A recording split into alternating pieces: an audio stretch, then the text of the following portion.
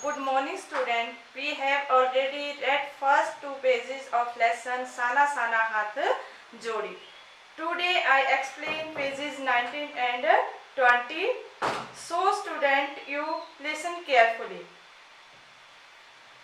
तो बच्चों, पहले हमने इस पाठ में साना साना हाथ जोड़ी जो एक प्रार्थना है उसको पढ़ा।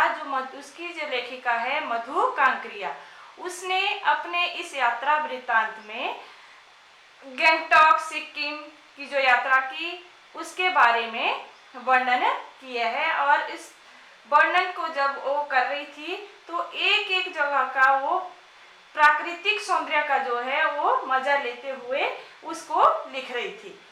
तो जब लेखिका युमथांग के लिए निकल पड़ी थी तो वहां जब जाते जाते उसने रास्ते में देखा कि रफ्ता रफ्ता हम ऊंचाई की ओर बढ़ने लगे। तो रफ्ता रफ्ता का मतलब होता है कि हम धीरे धीरे ऊंचाई की ओर बढ़ रहे थे।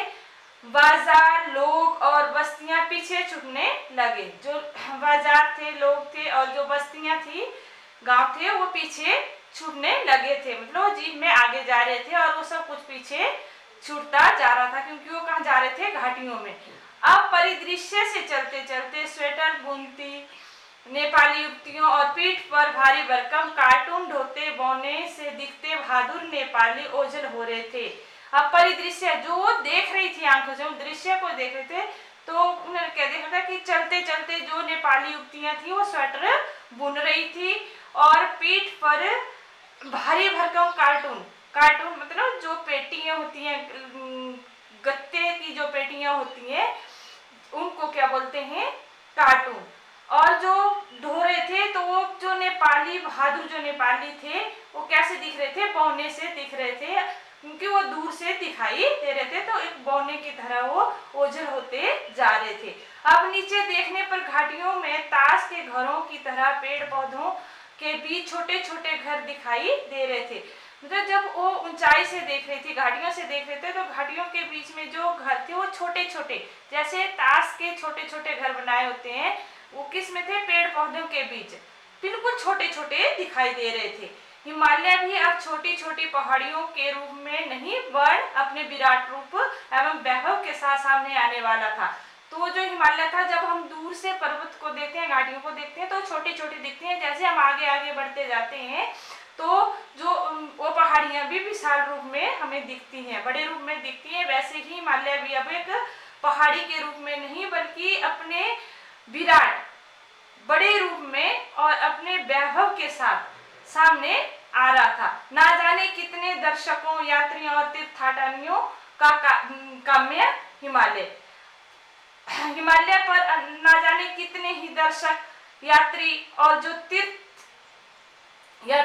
तीर्थाटनियों मतलब तीर्थ पर जो लोग गए होते हैं, इनको क्या बोलते हैं? तीर्थाटनियों का काम्य, काम्य मतलब सुंदर हिमालय पल पल अब जो है बदल रहा था, क्योंकि वो आगे जा रहे थे तो उसका दृश्य भी उन्हें अलग अलग लग रहा था। और देखते देखते रास्ते वीरान, संकरे और जलेबी की तरह घुमावदार होने लगे थे। जब वो आगे जा रहे थे तो कह रहे थे जो रास्ते हैं वो वीरान मतलब वहाँ कुछ जो इंसान की जो आबादी थी वो बिल्कुल नहीं थी, संकरे थे, बिल्कुल मतलब चौड़े नहीं थे, जलेबी की तरह घुमावदार, वो मतलब जलेबी की तरह घुमावदार थे, मतलब टेढ़े मेढ़े थे।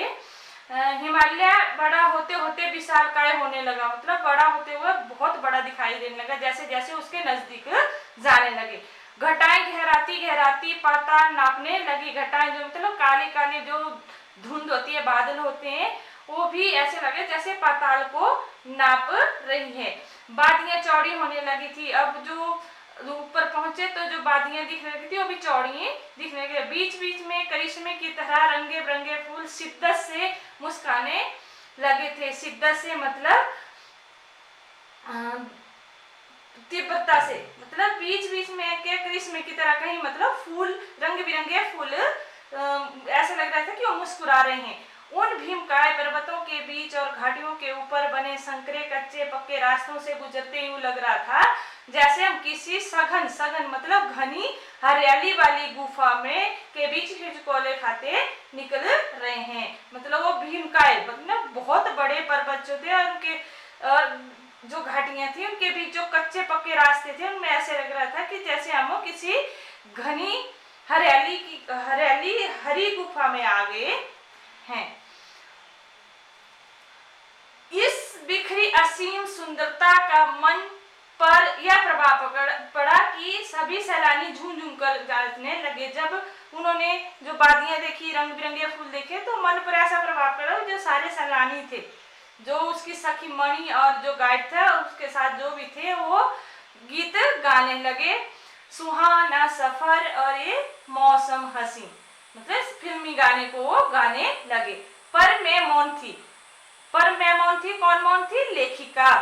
लेखिका मौन थी, किसी ऋषि की तरह शांत। जब जो ऋषि मुनि होते हैं वो बिल्कुल शांत स्वभाव के होते हैं, उसी तरह लेखिका भी उस समय शांत थी।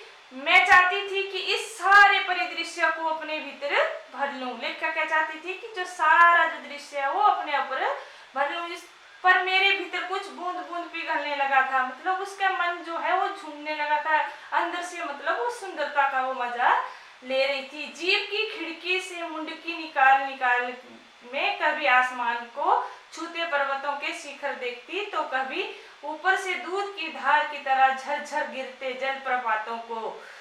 तो मुंडकी ये है, मुंडकी शब्द जो है हमारा देशज शब्द है।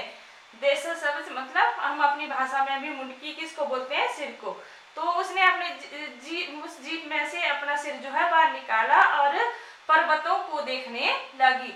तो जो ऊपर से के दूध की धार, जब पानी बड़े ऊपर से बहता है तो वो ऐसा लगता है कि जैसे दूध की धारा बह रही हो, तो झरझर गिरते जलप्रपात, मतलब झरने, जो जलप्रपात थे वो ऐसे लग रहे थे कैसे दूध का झरना गिर रहा हो। तो कभी, क्योंकि उसमें झाग होता है तो ऐसा लगता है कि ये दूध है, दूध का झाग है। तो कभी नीचे चिकने चिकने गुलाबी पत्थरों के बीच इठलाकर बहती चांदी की तरह कौन माती बनी ठनी तीस्ता नदी को। तो फिर क्या देखा उसने कि चिकने चिकने गुलाबी, चिकने जब पानी में पत्थर रहते हैं और उनका रंग कैसा था? गुलाबी, तो साफ सुथरे थे। तो उनके बीच चांदी की तरह कौन सी नदी थी? तीस्ता नदी। सिलीगुड़ी से ही हमारे साथ भी यह तीस्ता नदी, जो सिलीगुड़ी जो स्टेशन था वहीं से जो तीस्ता नदी थी उनके साथ साथ चली हुई थी, मतलब सड़क के किनारे किनारे वो उनके साथ जो सड़क थी उस नदी के किनारे किनारे थी। तो जैसे हमारी बैस नदी है, तो जैसे संधोल और सुजानपुर, फिर नादौन, तो क्या है सड़क के किनारे किनारे। तो मतलब ऐसा लगा उनको भी कि ये नदी भी हमारे साथ ही चली हुई है। मैं रोमांचित थी, पुलकित थी, चिड़िया के पंखों की तरह हल्की थी।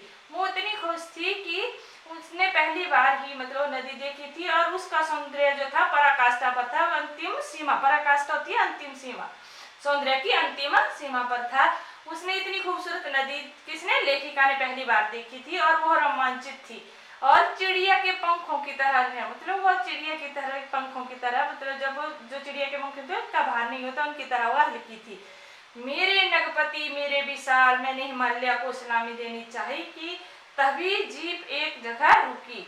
मेरे नगपति मेरे विशाल, नगपति मतलब नगपति किस बोला है? हिमालय को।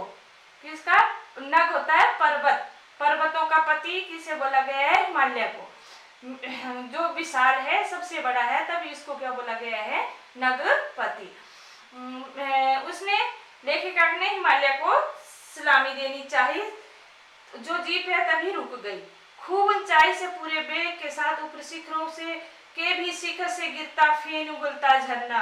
तो मतलब जब रुकी तो ऊंचाई से पूरे बेग, पूरी शक्ति के साथ, पूरी तीव्रता के साथ, गति के साथ, जो ऊपर शिखरों से के शिखर, मतलब एक शिखर से बड़े ऊंचे पर्वत से जो क्या था? एक झरना गिर रहा था, फेन उगलता झरना। फेन उगलता मतलब झाग उगलता, फेन होता है झाग उगलता झरना। उसका नाम था सेवन सिस्टर वाटरफॉल। उसका नाम क्या था? Seven sister waterfall. तो यहाँ विदेशी शब्दों का भी प्रयोग किया गया है।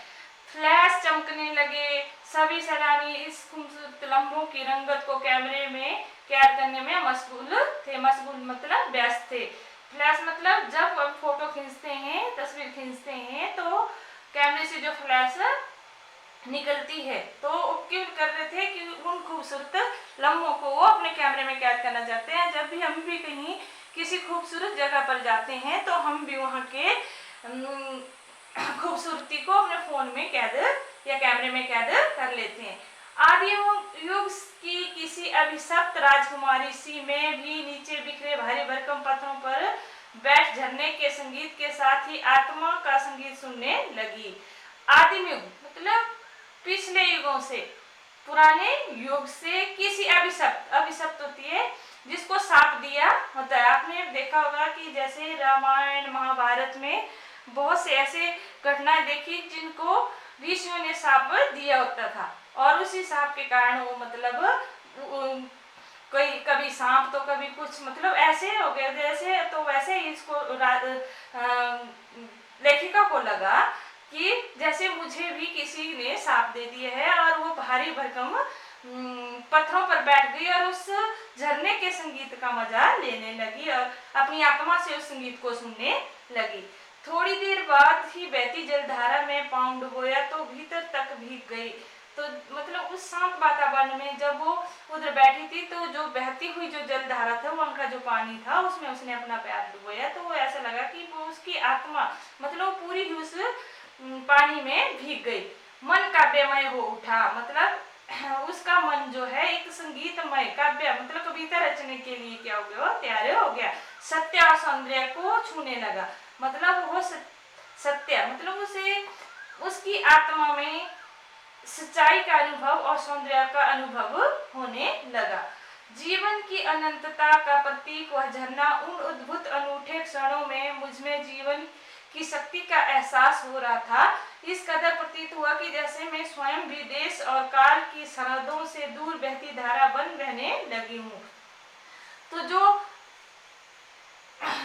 जीवन की अनंतता, जीवन की जो सीमा है उसका प्रतीक वो झरना मतलब जीवन की मतलब इतनी खुश हो गई क्योंकि उसकी आत्मा इतनी भावाविभोर हो गई कि उस अद्भुत अनूठे क्षण को, अद्भुत और अनोखे क्षणों को उस ऐसा लगा कि उसने जीवन की शक्ति का एहसास हो गया है। इस कदर प्रतीत हुआ, ऐसा उसे प्रतीत हुआ कि मैं तो इस देश और काल समय की सरहदों मतलब सीमा से दूर एक धारा में बहने लगी हूँ। मैं कहीं दूर चली गई हूँ। भीतर की सारी तामसिकताएं मतलब जो बुरे गुण होते हैं और दुष्ट वासनाएं, बुरी इच्छाएं इस निर्मल धारा में बह गई हूँ। जो मतलब मेरे मन में जो बुरे गुण थे, कुटिल भावनाएं थी और दुष्ट इच्छाएं थी, बुरी इच्छाएं थी, वो इस झरने की निर्मल धारा में बह गई है। मन हुआ कि अनंत समय तक ऐसे ही बहती रहूं। उसका मन हुआ कि मैं ऐसे ही इस धारा में बहती रहूं, इस झरने की पुकार को सुनती रहूं। पर जितेन मुझे ठहरने लगा मतलब जितेन ने उसे ठहरने लगा मतलब हिलाने लगा। आगे इससे भी सुंदर नजारे मिलेंगे कि अब उठ जाओ, यहाँ इससे भी सुंदर नजारे आगे मिलेंगे। अनमनी सी मैं उठी, अनमनी बिना मन के।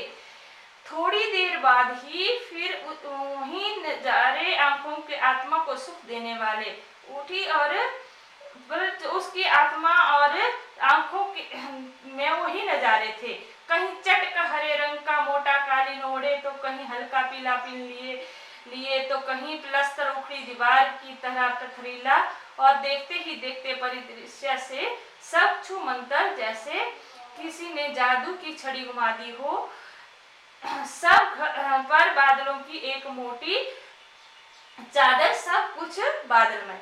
तो जब आगे चली तो कहीं मतलब चटक हरे रंग का मतलब वहाँ क्या थी, हरियाली थी। तो जो जमीन पर घास थी तो ऐसा लग रहा था कि जमीन पर मोटा कालीन बिछाया गया हो और कहीं हल्का पीलापन लिए तो कहीं मतलब जैसे ओस गिरती है, पाला गिरता है तो उससे जो घास थी वो उसमें पीलापन आ गया। तो ऐसा लगता है कि पीला कालीन है। तो कहीं ऐसा था पलस्तर उखड़ी दीवार की तरह पथरीला और देखते परिदृश्य सब छुमंतर। कहीं क्या था, जो कहीं घास नहीं थी तो उबड़ खाबड़ जो थी तो पथरीला रास्ता था, ऐसा दृश्य उसने देखा। सब उसकी आंखों से छूमंतर हो गया, जैसे गायब हो गया, छू मंतर मतलब गायब हो गया। जैसे किसी ने जादू की छड़ी घुमा दी हो, ऐसा लगा, ऐसे छू मंतर हुआ कि किसी ने जादू की छड़ी ही घुमा दी हो, जादू ही कर दिया हो। सब पर बादलों की एक मोटी चादर, सब कुछ बादलमय। कैसे कैसे हो गया वो जादू की छड़ी से छू मंतर थी, जैसे मतलब जब वो बादलों की जो मोटी चादर थी वो उन पर आ गई और सब कुछ क्या हो गया, बादलमय हो गया। तो student, today I explained 19 and 20 phases and you read 21 and 22 phase. Thank you.